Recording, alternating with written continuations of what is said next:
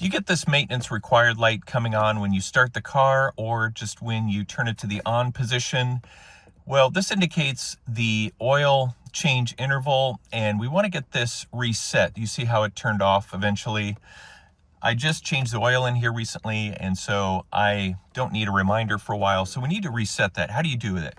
Well, with your key in the on position, you want to try to get this to the trip A setting. If it's not on that, let's say it's trip B or the odometer setting, you want to bring it back to trip A and then hold this button in. And while you're holding it, we're going to turn the key so the car's completely off, and keep holding that button.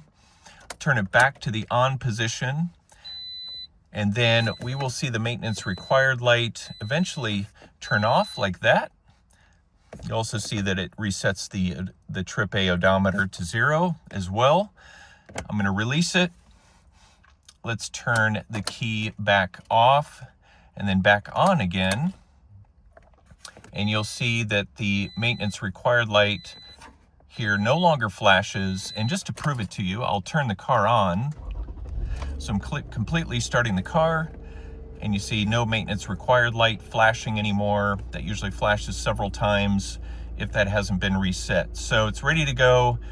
It'll flash again when it's time to change the oil, which I won't need to do for a while. So that's how you reset the maintenance required light on your Toyota RAV4.